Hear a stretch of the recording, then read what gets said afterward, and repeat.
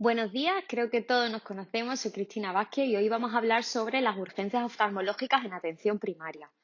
La patología oftalmológica es uno de los motivos más frecuentes de consulta de urgencias en el centro de salud. Por ello, la realización de un buen diagnóstico en este tipo de urgencias, en el tiempo y forma correcto, sabiendo distinguir qué casos son más urgentes para realizar una intervención asistencial o una correcta derivación, es uno de los problemas que solemos plantearnos a diario en consulta. Bueno, ¿y de qué hablaremos? Hemos dividido esta sesión clínica en dos bloques. El primero consistirá en la definición de signos y síntomas más frecuentes en oftalmología, la exploración oftalmológica básica y tres bloques de patología que incluirá la patología de los anejos oculares, la pérdida aguda de la visión y los traumatismos oculares. En una segunda parte hablaremos sobre el ojo rojo agudo, otros síntomas frecuentes en la consulta de urgencia, tablas de fármacos y la clasificación y derivación de las distintas patologías a oftalmología, que de ello se encargará mi compañera Raya Busmar. En cuanto a los signos y síntomas más frecuentes en oftalmología, vamos a hacer un breve repaso. La anisocoria es la asimetría del tamaño de las pupilas, más de 2 milímetros, debido a un diferente estado de dilatación de las mismas, ya sea por una contracción, miosis, o una dilatación, midriasis, anormal y unilateral.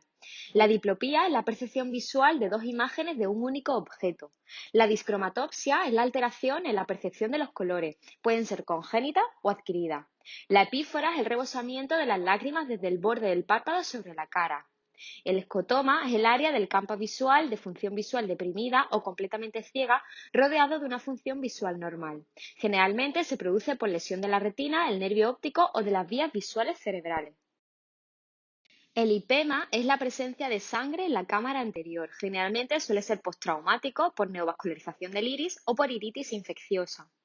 La protosis es la protrusión notable del globo ocular de la cavidad orbitaria. Las causas más frecuentes son las enfermedades tiroideas, los tumores orbitarios y las malformaciones orbitarias. La fotofobia es la sensación dolorosa que aparece en relación con la iluminación y que generalmente está asociada a la estimulación del trigémino, quinto par craneal, por diversas patologías. La fotopsia o los fosfenos son sensaciones luminosas descritas por el paciente como visión de destellos de luz o chispazos y suelen producirse por estímulos mecánicos sobre la retina. Las miodesopsias o las moscas volantes es la visión de manchas o imágenes subjetivas. Suelen deberse a desprendimiento posterior de vitro, hemorragia vítrea o uveitis posteriores.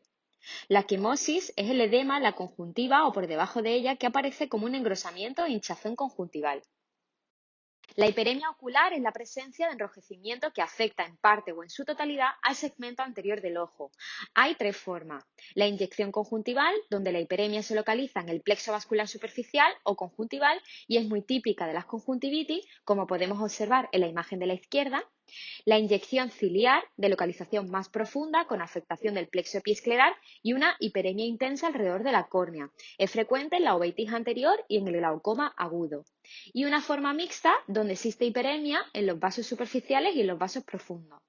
El hipopión es la acumulación de leucocitos y fibrina, es decir, pus, en la cámara anterior del ojo. La leucocoria es la presencia de un reflejo o mancha blanca a nivel de la región de las pupilas, que produce ausencia del reflejo anaranjado, rojizo, normal del fondo de ojo. Puede ser producido por tumores intraoculares, cataratas o diversas patologías retinianas. La metamorfopsia es la alteración en la percepción de la forma o el tamaño de los objetos. En general se debe a alteraciones maculares que deforman la disposición de los fotorreceptores, edema macular, degeneración macular y, menos frecuentemente, hay irregularidades de la córnea.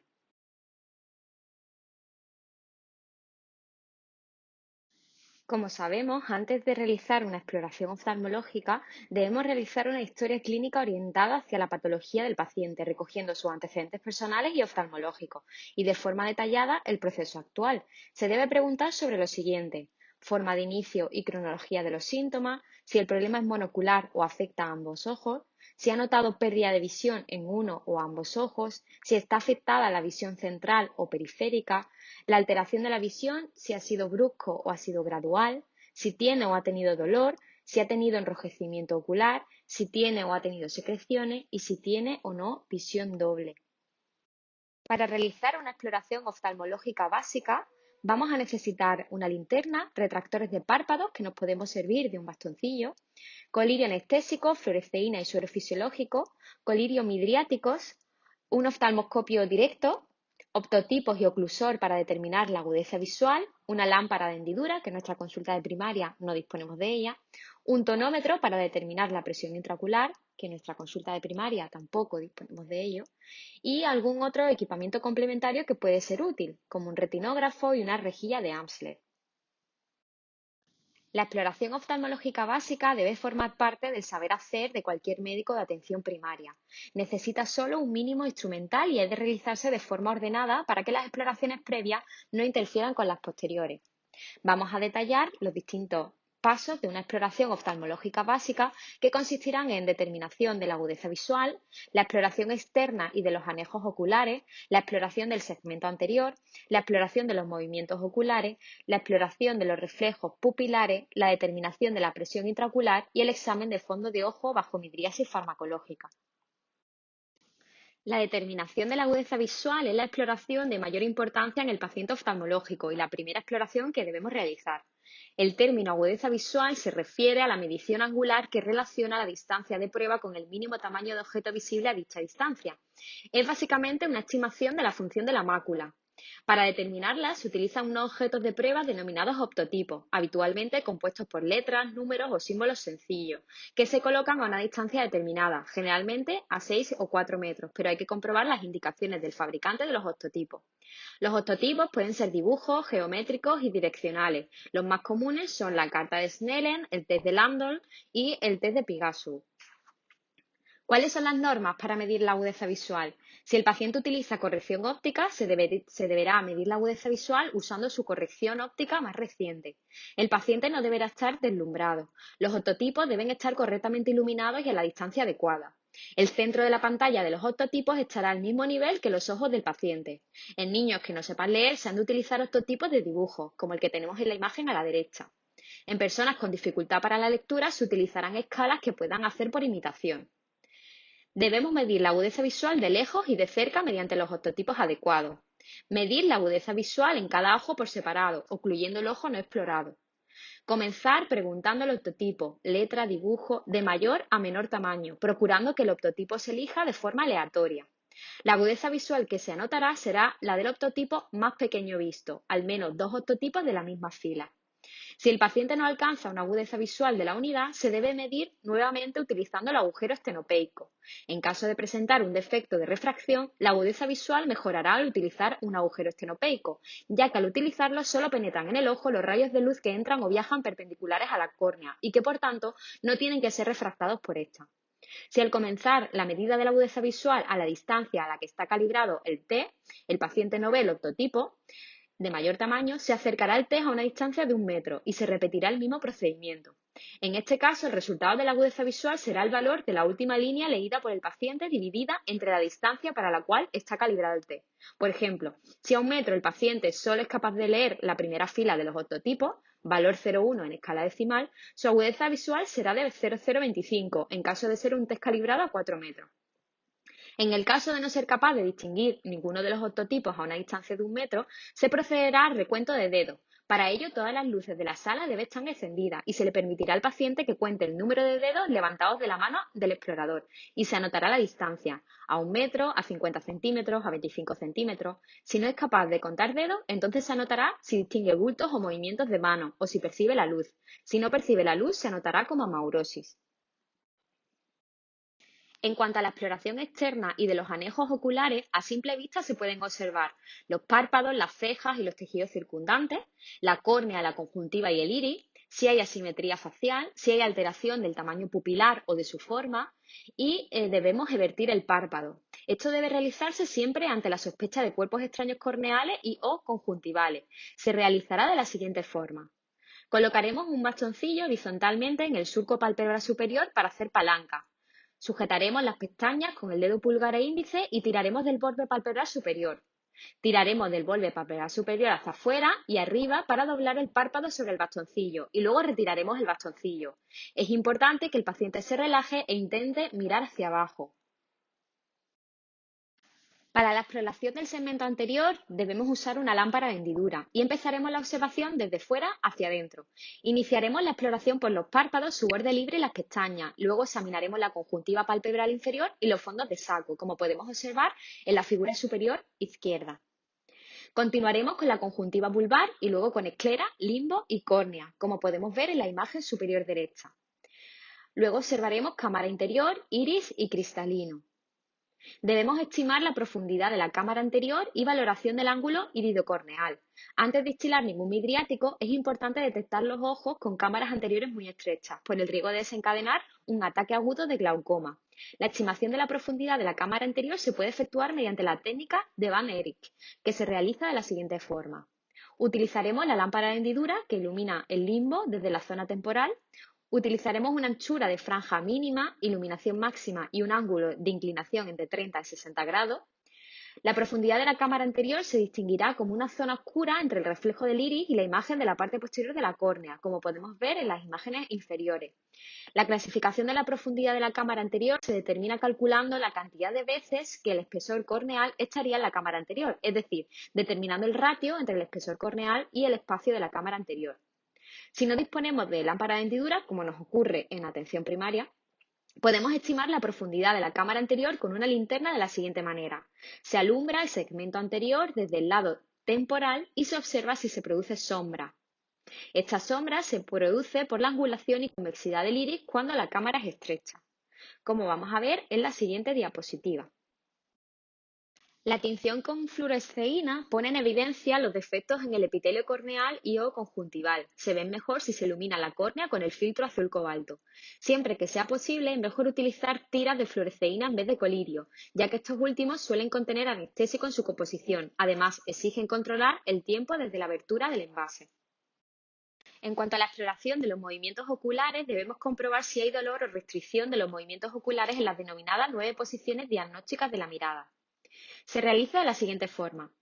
Sentaremos al paciente delante de nosotros y mostraremos nuestro dedo o un objeto de fijación a nivel de los ojos a unos 30 o 40 centímetros del paciente, mientras éste mira en posición primaria, mirando al frente.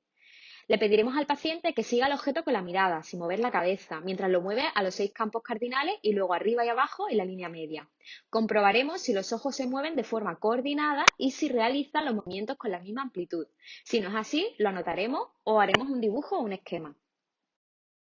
Para determinar la presión intraocular, lo realizaremos mediante un tonómetro. Los más usados en las consultas son los de contacto, como el de Goldman, que viene acoplado a la lámpara de hendidura, o el de Perkins, que es manual.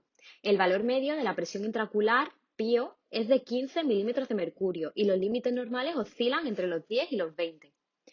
Se realiza de la siguiente forma. Instilaremos una gota de colirio de fluoresceína sódica que contiene anestésico. Colocaremos la escala del tonómetro en 5 milímetros de mercurio. Acercaremos la punta del tonómetro hacia la córnea hasta que la toque. Observaremos los dos semicírculos fluorescentes y procuraremos que estén centrados en el campo de la visión. Moveremos la escala de la tensión en uno u otro hasta que los dos semicírculos se toquen por el centro, como podemos ver en la figura. Miraremos las cifras de la escala, las cuales indicarán la tensión ocular.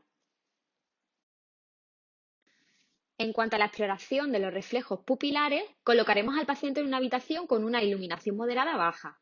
Observaremos el tamaño y la forma de cada una de las pupilas y su simetría, y luego exploraremos los reflejos fotomotor directo, consensual y el de convergencia. El reflejo fotomotor directo y el consensual se exploran de la siguiente forma. Colocaremos al paciente en una débil iluminación ambiental que permita la visualización del tamaño pupilar. Le pediremos al paciente que mantenga la fijación en un objeto alejado para no estimular el reflejo de proximidad. Iluminaremos con una luz brillante sobre un ojo aproximándonos desde un lado o desde abajo. Observaremos la reacción pupilar directa a la luz en el ojo iluminado y en el no iluminado. Repitaremos estos pasos en el otro ojo. Vamos a valorar la reacción pupilar a la iluminación alternante de la siguiente forma. Moveremos con rapidez el haz de luz desde el ojo iluminado al no iluminado, observando la respuesta pupilar en dicho ojo. Normalmente la pupila se contraerá ligeramente o permanecerá del mismo tamaño. Si en vez de eso la pupila se dilata cuando es iluminada, existe un defecto pupilar aferente relativo, que suele indicar una neuropatía óptica o una patología retiniana grave, una alteración en el segundo par craneal. El reflejo de convergencia se explora de la siguiente forma. Situaremos al paciente en una habitación con iluminación normal. Colocaremos un objeto a 1 metro de distancia del paciente y lo acercaremos progresivamente pidiendo al paciente que mantenga la fijación en el objeto. Observaremos la variación del diámetro pupilar con la convergencia-acomodación. Las pupilas normales se contraen cuando miran a un objeto cercano. Para examinar el fondo de ojo hay varios procedimientos, pero desde atención primaria se recomienda la oftalmoscopia directa o de imagen recta. La pérdida de transparencia de medios, por ejemplo una catarata, dificulta la exploración del fondo de ojo. La mayoría de las veces es imprescindible inducir una midriasis farmacológica para poder observar todo el fondo del ojo. Debemos utilizar un colirio de tropicamida al 1% y tras unos 15 minutos suele obtenerse una buena midriasis. Si no se consigue, puede repetirse la instilación de este midriático y esperar 15 minutos más. Primero debemos localizar y enfocar la papila y evaluar su forma, color y tamaño, así como sus márgenes. A continuación se localiza la mácula y los vasos retinianos siguiendo su recorrido a lo largo de los 4 cuadrantes. Debemos no dilatar la pupila en las siguientes situaciones: ante la existencia de una cámara exterior estrecha y ante una sospecha de patología neurológica que pueda tener repercusión pupilar. Continuamos con la patología de los anejos oculares. La triquiasis, una desviación adquirida de las pestañas que se orientan hacia la superficie ocular produciendo irritación de la misma por frote mecánico. Recidiva frecuentemente. En cuanto a la etiología, puede ser idiopático y la causa más común es la retracción cicatrizal del borde palpebral, secundaria a blefaritis crónica, herpes zóster oftálmico, quemaduras, traumatismos y cirugía. En cuanto a los signos y síntomas que va a presentar el paciente, son la irritación ocular, sensación de cuerpo extraño, lagrimeo, fotofobia, queratitis punteada, superficial e hiperemia conjuntival, así como erosiones y úlceras corneales en algunos casos. En cuanto al diagnóstico diferencial, lo vamos a realizar con el entropion, que es la inversión del borde palpebral que empuja las pestañas normales, haciendo que entren en contacto con la córnea, como vemos en la imagen izquierda, y la distiquiasis, que es la presencia de una segunda fila aberrante de pestañas que tiene su origen en los orificios de las glándulas de Meibomian. En cuanto al tratamiento, importante la lubricación ocular, la depilación de las pestañas aberrantes si existe. Si hay blefaritis, pues tratarla. Y en casos graves o recidivantes, el tratamiento definitivo requerirá electrolisis, crioterapia o cirugía del párpado. El orzuelo es una infección aguda de una glándula de los párpados que se presenta como una masa circunscrita, enrojecida y dolorosa. Se produce debido a una obstrucción de la luz de salida que facilita la formación del acceso de la glándula. Se clasifican orzuelo externo y orzuelo interno. El orzuelo externo es la inflamación supurativa de una de las glándulas de Zeiss o del folículo piloso, normalmente producida por Staphylococcus aureus. Producirá un edema duro y doloroso con piel palpebral tersa, formando posteriormente un acceso que se abre a una zona cercana a la base de las pestañas. El orzuelo interno es una inflamación supurativa de una glándula de Meibomian producida también por Staphylococcus aureus. Producirá una inflamación tarsal del párpado, es generalmente más dolorosa y grande que el externo, protruyendo hacia la zona conjuntival o de la piel. El tratamiento se puede tratar desde atención primaria, salvo que haya afectación de la visión. Consistirá en calor local durante 10 minutos 4 veces al día, tratamiento antibiótico con auromicina aplicar 2 veces al día durante 10 días y derivar al oftalmólogo si no se reabsorbe en un mes.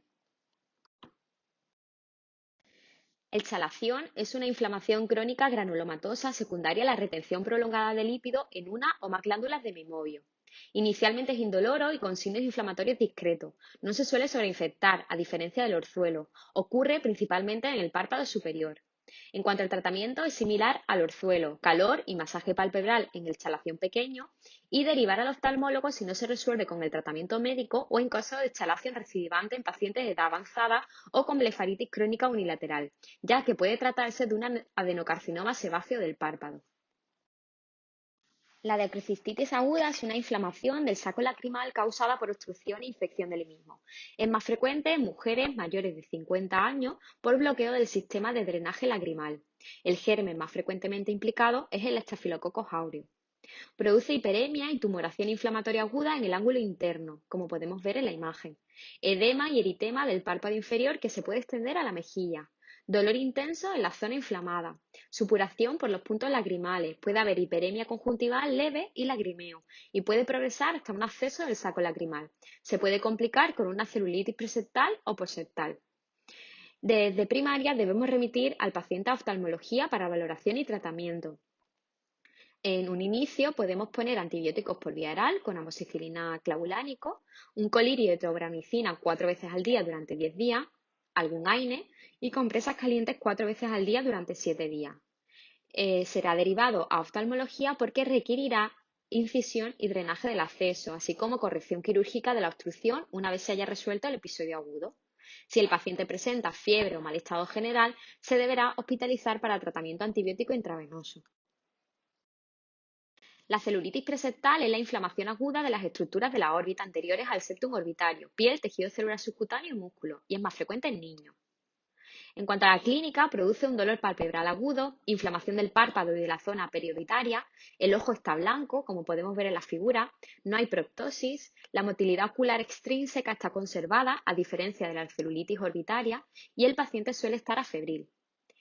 Desde primaria debemos remitir al paciente a oftalmología para valoración y tratamiento. Si la motilidad ocular está conservada, el ojo está blanco y el paciente nos refiere disminución de la visión, lo podemos tratar de forma ambulatoria. Antibióticos por vía oral, compresas calientes 3 veces al día y antiinflamatorios vía oral 3 veces al día. Se deberá hospitalizar para antibioterapia intravenosa en cualquier de las siguientes ocasiones.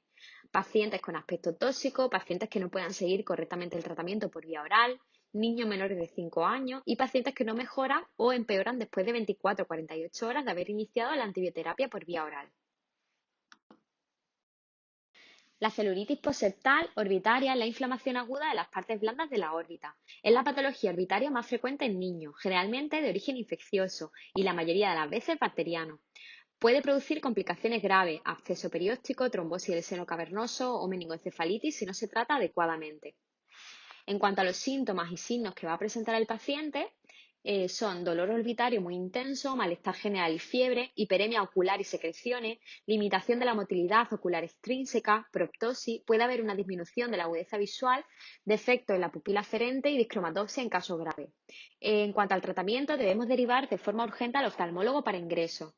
Hospitalizar al paciente siempre, antibioterapia de amplio espectro por vía intravenosa, corticoides sistémicos 24 o 48 horas después de iniciar la terapia antibiótica, drenaje del seno afectado e interconsulta con el servicio de otorrinolaringología.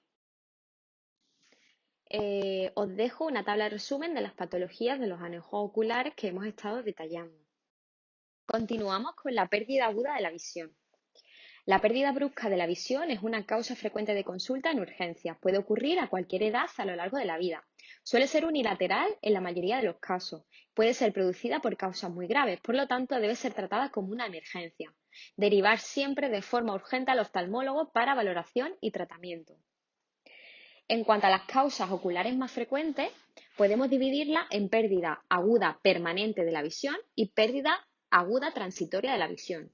Dentro de la pérdida aguda permanente encontramos la neuropatía óptica isquémica anterior aguda no arterítica, la neuropatía óptica isquémica anterior aguda arterítica, es decir, la arteritis de la temporal o de células gigantes, la neuritis óptica, la oclusión arterial retiniana, la oclusión venosa retiniana, la hemorragia vítrea y el desprendimiento de retina.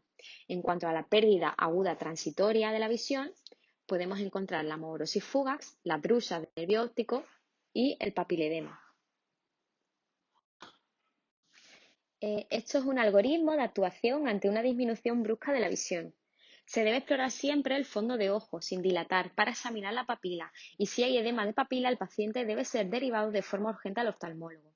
Ante una pérdida brusca de visión valoraremos si es transitorio, es decir, menos de 24 horas de evolución, si es doloroso, sospechar migraña, si no es doloroso, sospechar amaurosis fuga, lipotimia o una insuficiencia vertebrobasilar. Si la pérdida brusca de visión tiene más de 24 horas de evolución y es dolorosa, sospechar una neuritis óptica o una neuropatía óptica isquémica anterior arterítica.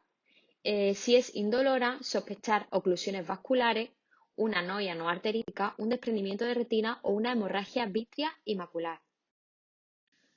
Aquí podemos ver una tabla resumen de las neuropatías ópticas más comunes. La neuritis óptica, la noia arterítica y la noia no arterítica, que a continuación vamos a detallar. La neuropatía óptica isquémica anterior aguda no arterítica se produce por una disminución de la perfusión de la cabeza del nervio óptico y es el equivalente a un infarto. Es más frecuente en adultos mayores de 50 años. Suele ser unilateral. En un 25% de los casos afecta al ojo contralateral tras un periodo de latencia variable. Los factores de riesgo son la arteriosclerosis, la diabetes mellitus, la hipertensión arterial, la hiperlipemia, la apnea del sueño y la anemia. En cuanto a los síntomas que va a presentar el paciente, se inicia con una pérdida de visión brusca, habitualmente al despertarse, monocular e indolora. Habrá una reducción de la visión de los colores, defecto en el campo visual altitudinal, superior o inferior, defecto pupilar aferente relativo ipsilateral, habrá edema de papila difuso o sectorial, hemorragias peri o epipapilares y atrofia papilar cuando se resuelve el edema de papila. El tratamiento derivar de forma urgente al oftalmólogo. No existe un tratamiento eficaz. Habrá que controlar los factores de riesgo cardiovascular y evitar los hipotensores al acostarse para evitar la hipotensión nocturna. En cuanto a la neuropatía óptica isquémica anterior aguda arterítica, se produce en el contexto de una arteritis de células gigantes, una vasculitis sistémica que afecta a los vasos que nutren al nervio óptico. Es más frecuente en mujeres, representa una urgencia oftalmológica, siendo el diagnóstico precoz imprescindible para evitar el riesgo potencial de ceguera bilateral. En cuanto a los síntomas que presentará el paciente, habrá pérdida de visión súbita unilateral que puede bilateralizarse rápidamente, cefalea previa o simultánea, claudicación mandibular, dolor al masticar e hipersensibilidad del cuero cabelludo en el hemicráneo. Dolores musculares proximales y dolores articulares, anorexia, pérdida de peso y fiebre, arteria temporal palpable y dolorosa a la palpación, defecto pupilar aferente relativo y papila pálida y edematosa. El diagnóstico es clínico, la velocidad de sedimentación y la PCR suelen estar muy elevadas y la biopsia de la arteria temporal confirma el diagnóstico. Ante su sospecha clínica se debe derivar de forma urgente a oftalmología para confirmar el diagnóstico. El tratamiento debe iniciarse de inmediato con corticoides sistémicos y el tratamiento debe mantenerse al menos durante 6-12 meses. La neuritis óptica es una inflamación del nervio óptico mono o bilateral, que es más rara, en el contexto de una inflamación o una enfermedad desmielinizante. Es más frecuente en mujeres entre los 20 y 50 años de edad y evoluciona hacia la recuperación visual. Según los hallazgos en el fondo de ojo, se clasifica en neuritis óptica anterior, el 30% de los casos, que cursa con edema de papila, y neuritis óptica retrovulvar, 70% de los casos, sin edema de papila en la exploración. En cuanto a la etiología, puede ser idiopática por una enfermedad desmielinizante como la esclerosis múltiple, infecciones víricas, inflamaciones granulomatosas como la tuberculosis, la sífilis, la sarcoidosis, y postvacunales en niños y con frecuencia bilaterales. En cuanto a los síntomas y signos, habrá pérdida de visión monocular progresiva que se deteriora en un plazo de horas a día, dolor periocular que se agrava con los movimientos oculares, alteración en la percepción de los colores, discromatopsia, defectos del campo visual centrales o centrocecales, defecto pupilar aferente relativo, edema, hiperemia de papila con o sin hemorragia en llama. En los casos de neuritis retrovulvar, el aspecto de la papila es normal y puede haber inflamación en el vitrio y en la retina. Debemos derivar al paciente para valoración urgente por el servicio de oftalmología y neurología. Hasta un 50% de los pacientes con un primer episodio de neuritis óptica presentan lesiones desmielinizantes en la resonancia cerebral.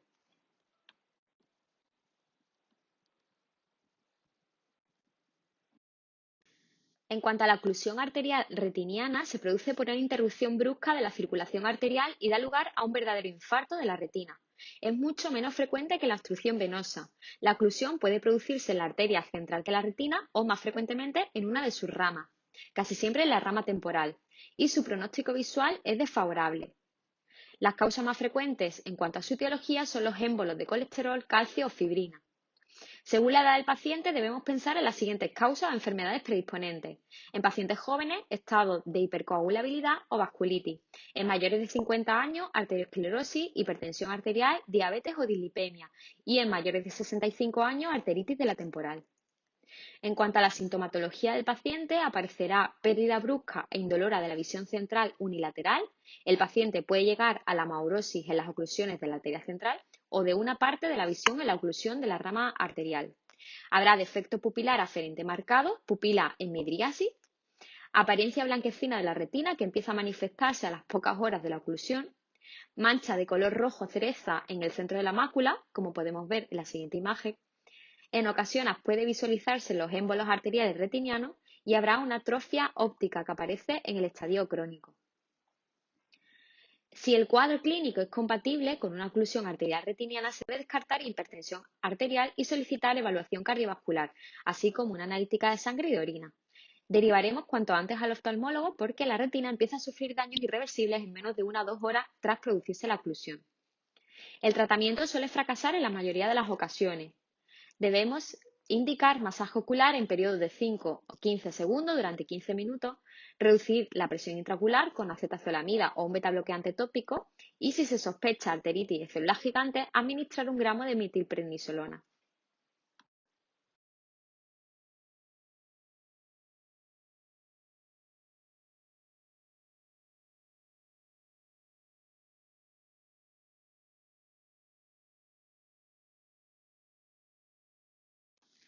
En cuanto a la oclusión venosa retiniana, es la segunda causa en frecuencia de enfermedad vascular retiniana después de la retinopatía diabética. Se asocian con mayor riesgo de muerte por causa vascular, cardíaca o cerebral. La oclusión puede producirse en la vena central de la retina o más frecuentemente en una de sus ramas. Las formas edematosas, es decir, no isquémicas, son las más frecuentes, un 75% de las oclusiones, y tienen mejor pronóstico visual. La agudeza visual puede mejorar espontáneamente en 1/3 de los pacientes. En cuanto a la sintomatología que va a presentar el paciente, acudirá por pérdida aguda de visión unilateral y no dolorosa. Solo notarán pérdida de visión si se afecta el nervio óptico o la mácula. Puede haber defecto pupilar aferente relativo, hemorragia retiniana difusa en los 4 cuadrantes de la retina, venas retinianas tortuosas y dilatadas y puede haber sudados algodonosos. Desde primaria vamos a solicitar una analítica de sangre que incluya USG y perfil lipídico, tomaremos la tensión arterial y derivaremos al oftalmólogo para valoración. El tratamiento va dirigido a tratar las complicaciones oftalmológicas, controlar los factores de riesgo sistémico, controlar la presión intraocular y suspender anticonceptivos orales en el caso de tomarlo.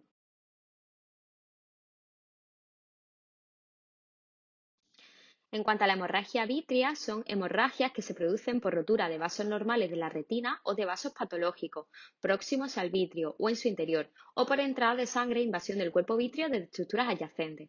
En cuanto a la etiología, puede ser espontáneo, generalmente por desprendimiento posterior de vitrio agudo, por sangrado de neovasos retinianos, por desprendimiento de retina, traumatismos, tumores intraoculares, vasculitis. Los signos y síntomas dependen fundamentalmente de su extensión y localización. Habrá miodesopsia y o pérdida de visión parcial o total no dolorosa en el ojo afectado. Puede haber un defecto pupilar aferente relativo leve en caso de hemorragia densa, pérdida de reflejo rojo del fondo de ojo y presencia de sangre en vitrio que impide la visualización del fondo de ojo. Debemos derivar a oftalmología en las 24 horas siguientes y es conveniente colocar al paciente con la cabeza erguida para favorecer la decantación de la sangre hacia la zona inferior de la cámara vítrea. El desprendimiento de retina es la separación de la retina neurosensorial del epitelio pigmentario. Es más frecuente en pacientes miopes y en operados de catarata. El 10% de los pacientes con desprendimiento de retina en un ojo padecerá esta enfermedad en el ojo contralateral. Afecta a la visión de forma rápida y en ocasiones irreversible. Inicialmente el paciente va a presentar fotopsias y miodesopsias. La visión puede no estar afectada. Los pacientes refieren ver una sombra o un telón que se mueve sobre el campo visual y que puede progresar rápidamente hasta provocar la pérdida de la visión central. El defecto del campo visual que se puede detectar por confrontación corresponde al sitio contrario de la retina afectada. Los desprendimientos de retina inferiores progresan de forma más lenta y pueden pasar desapercibidos hasta que se afecta la mácula. Puede haber un defecto pupilar aferente relativo en los desprendimientos de retina extenso. Habrá elevación de retina por acúmulo de líquido subretiniano y en algunos casos se pueden ver desgarros de retina. La asociación de miodesopsias múltiples y fotopsia es altamente sugerente de rotura retiniana. De ahí a que ante esta sintomatología debemos derivar al paciente al oftalmólogo para valoración y exploración detallada. Si el paciente no presenta afectación macular, es decir, agudeza visual conservada, es muy importante derivarlo al oftalmólogo cuanto antes, ya que un tratamiento adecuado tiene mejor pronóstico funcional si se reaplica la retina antes de que se afecte la mácula.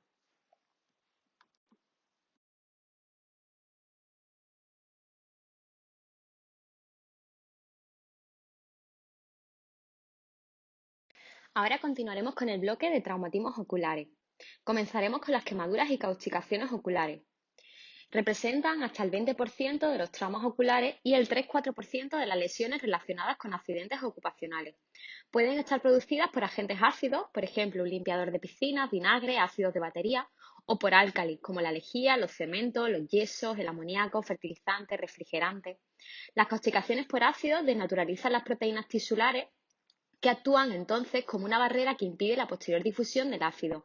Por este motivo, las causticaciones por álcali son generalmente más agresivas que las causadas por ácido, ya que no desnaturalizan las proteínas tisulares y producen una saponificación de los ácidos grasos de las membranas celulares, dando lugar a una disrupción de las células epiteliales y, por tanto, su poder de penetración y de daño intraocular es mayor. Constituyen una urgencia oftalmológica absoluta, puesto que una actuación inmediata puede marcar la diferencia entre conservar o perder la visión. El tratamiento debe instaurarse inmediatamente después de haberse producido el contacto del agente químico con la superficie ocular y antes de hacer cualquier exploración adicional, ya que el pronóstico de las causticaciones depende no solo de las lesiones tisulares dañadas, sino fundamentalmente del tratamiento precoz. El paciente acudirá por visión borrosa, fotofobia, lagrimeo y dolor intenso. La ausencia de dolor es un aspecto muy negativo, ya que indica la afectación de las terminaciones del trigémino y, por lo tanto, la profundidad de la lesión. Los hallazgos clínicos en las causticaciones leves de cualquier tipo consisten en hiperemia conjuntival, quemosis y erosiones del epitelio con leve turbidez corneal, y puede haber un edema estromal y reacción inflamatoria de cámara anterior, y en los casos más severos habrá opacificación corneal e isquemia límbica. El tratamiento de urgencia consiste, y lo más importante, en una irrigación abundante con solución salina o lactato de Ringer durante 30 minutos para restablecer el pH fisiológico. Se puede utilizar anestésico tópico para facilitar la apertura palpebral y el lavado profuso. Es el paso más importante en el tratamiento de las quemaduras químicas agudas y el médico de atención primaria lo debe instaurar incluso antes de completar la historia clínica. Debemos evertir los párpados e irrigar los fondos de saco superior e inferior, y debemos evitar apretar sobre el globo ocular o abrir los párpados a la fuerza si se sospecha una rotura del globo ocular. Debemos limpiar los fondos de saco conjuntivales con un aplicador con punta de algodón humedecido para eliminar cualquier partícula sólida retenida de material cáustico. Debemos administrar una gota de colirio ciclopégico, antibióticos y corticosteroides tópicos y luego ocluir el ojo. Puede ser necesario administrar analgésicos orales y debemos derivar de forma urgente al oftalmólogo. En cuanto a los cuerpos extraños corneales y conjuntivales, suelen ser una causa frecuente de consulta de urgencia. La localización más frecuente de los cuerpos extraños es la conjuntiva tarsal superior. Pueden saltar al ojo al golpear metal o piedra, ser arrastrados por el viento o introducirse de muchos otros modos aparentemente inocuos. En cuanto a la anamnesis, debemos determinar el mecanismo de la lesión y el tipo de cuerpo extraño. Si es vegetal, hay mayor riesgo de infección. Si es metálico, puede dejar un anillo de óxido residual que puede ocasionar un defecto epitelial persistente en la córnea. Hay más riesgo de perforación ocular en pacientes que refieren que han estado cavando o martilleando en el momento del accidente. Debemos intentar valorar la agudeza visual o por lo menos constatar si la visión es igual en ambos ojos. En cuanto a los signos y síntomas que va a presentar el paciente, tendrán sensación de cuerpo extraño, lagrimeo y fotofobia, y también pueden presentar dolor, edema palpebral y visión borrosa. En cuanto a la exploración, generalmente se observa el cuerpo extraño enclavado en córnea o en conjuntiva vulvar o tarsal, como podemos ver en la imagen. Debemos explorar cuidadosamente en busca de posibles puertas de entrada, alteraciones pupilares, desgarros del iris, defectos de transiluminación e hipema. Debemos realizar una tinción con fluoresceína y observar bajo la luz azul cobalto. Esto nos pondrá de manifiesto un posible defecto epitelial y una posible perforación corneal mediante el signo de Seidel. Si no hay datos que sugieran una perforación, se debe vertir el párpado e inspeccionar los fondos de saco en la conjuntiva tarsal superior en busca de más cuerpos extraños. Se debe inspeccionar cuidadosamente toda la laceración conjuntival para descartar una posible laceración o perforación escleral. En cuanto al tratamiento, debemos extraer el cuerpo extraño. Para ello, debemos aplicar una gota de anestésico tópico. Primero intentaremos retirar el cuerpo extraño mediante irrigación a presión con suero salino. Si no se elimina, utilizaremos un bastoncillo de algodón que deberemos humedecer con suero fisiológico anestésico para que resulte adherente. Y si con esto no se logra, entonces debemos usar una lanceta para cuerpos extraños. Debemos realizar una cobertura antibiótica tópica 4 veces al día durante un mínimo de 3 días. Los cuerpos extraños de origen vegetal deben tratarse con un colirio de fluoroquinolona, ciprofloxacino o moxifloxacino 4 veces al día durante un mínimo de 5 días. Se debe evitar el empleo de esteroides, ya que retrasan la cicatrización epitelial y aumentan el riesgo de infección. Nunca se ha de prescribir anestésico tópico para el uso del paciente. porque retrasa la cicatrización epitelial y puede dar lugar a la aparición de una queratitis por abuso de anestésico. Debemos poner un parche de oclusión durante 24 o 48 horas para favorecer la reepitelización corneal y mejorar los síntomas. No se debe aplicar parche de oclusión en caso de cuerpo extraño de origen vegetal. El seguimiento debe realizarse a las 24 horas de poner el parche y si se debe derivar al oftalmólogo, si no se puede extraer el cuerpo extraño, si se sospecha una perforación corneal, si se sospecha un cuerpo extraño intraocular o hay una sospecha de sobreinfección corneal. En cuanto a las erosiones corneales traumáticas, las abrasiones corneales son defectos epiteliales de origen traumático, por ejemplo, arañazo con la uña, quemadura ultravioleta por soldadura o lesiones por abuso de lentes de contacto. En cuanto a los síntomas, el paciente acudirá por dolor agudo, sensación de cuerpo extraño, fotofobia, lagrimeo y a veces disminución de la visión. En el caso de las quemaduras por soldadura, los síntomas suelen iniciarse unas pocas horas después de la exposición. Encontraremos inyección conjuntival, inflamación palpebral y defecto epitelial que se tiñe con fluoresceína, como vemos en la imagen. En casos de defectos epiteliales con patrón vertical lineal, hay que descartar la existencia de un cuerpo extraño atrapado en la conjuntiva palpebral. Para el tratamiento debemos instilar una gota de anestésico tópico, debridar el epitelio corneal laxo colgante porque puede inhibir la cicatrización, antibiótico tópico en pomada 4 veces al día durante 5 o 7 días. En las abrasiones secundarias a traumatismos con las uñas de los dedos o material vegetal se debe usar un colirio o una pomada de una quinolona 4 veces al día durante 5 o 7 días. Debemos poner colirio cicloplégico 2 o 3 veces al día para aliviar el espasmo ciliar, avisar al paciente de que la pupila se dilatará y tendrá pérdida de acomodación y por lo tanto no verá bien de cerca. En los casos de queratitis fototraumática se puede instilar una gota de anestésico tópico, lo que aliviará mucho los síntomas, no indicar anestésico de forma terapéutica ya que son muy tóxicos para la córnea, y luego una gota de cicloplégico para aliviar el espasmo ciliar.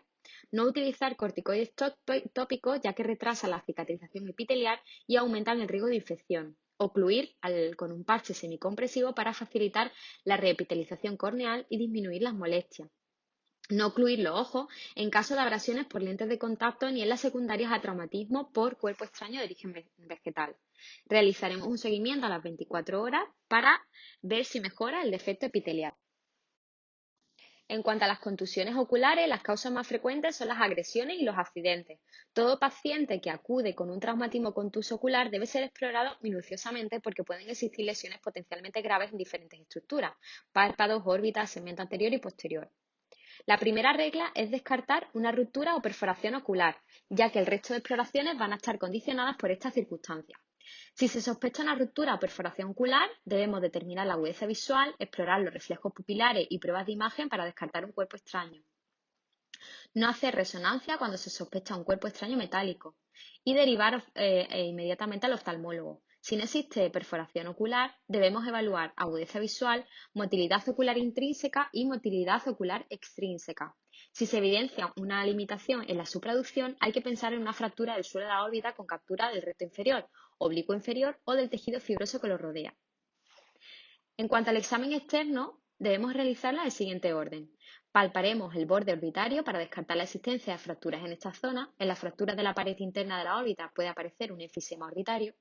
Inspección de la cámara anterior en busca de signos de perforación, una solución de continuidad de la conjuntiva a la esclera, cámara anterior ausente o pequeña, prolapso de úveda. Tinción córneo-conjuntival con fluoresceína y eversión de los párpados si se sospecha presencia de un cuerpo extraño conjuntival. En cuanto al tratamiento médico, debemos derivar al paciente de forma urgente a oftalmología, sobre todo en los siguientes casos. Paciente con perforación ocular o sospecha de la ulceración del globo ocular, se debe indicar al paciente que no coma ni beba y anotar la hora de la última ingesta para que esté preparado para la anestesia general y pueden administrarse analgésicos y antibióticos sistémicos. IPEMA, sangre en cámara anterior o hemorragia vítrea, y si el paciente presenta una disminución de la visión o dolor no controlado tras el traumatismo ocular. La exploración del ojo traumatizado debe ser muy cuidadosa pensando en que cualquier presión externa o aplicación de sustancias sobre el globo puede agravar seriamente el pronóstico de un ojo abierto. Se debe sospechar la existencia de un cuerpo extraño intraocular o intraorbitario siempre que existan defectos corneales o conjuntivales y que no se encuentre el objeto en la superficie ocular. Cuanto más tiempo permanezca el globo ocular abierto, mayor es el riesgo de complicación severa por endoftalmitis. La profilaxis antitetánica y la analgesia por vía parenteral deben ser iniciadas por parte de atención primaria. Debe aportarse información sobre la medicación sistémica del paciente, sobre todo antiagregantes y anticoagulantes. He basado esta sesión en la Guía Clínica de Manejo de las Urgencias Oftalmológicas en Atención Primaria de la Junta de Castilla y León y os dejo el acceso en la parte inferior de la imagen. Bueno, y con esto creo que me despido. Creo que esta ha sido mi última sesión clínica y estas que aparecen en la imagen son todas las sesiones a lo largo de estos 4 años. Muchísimas gracias por todo.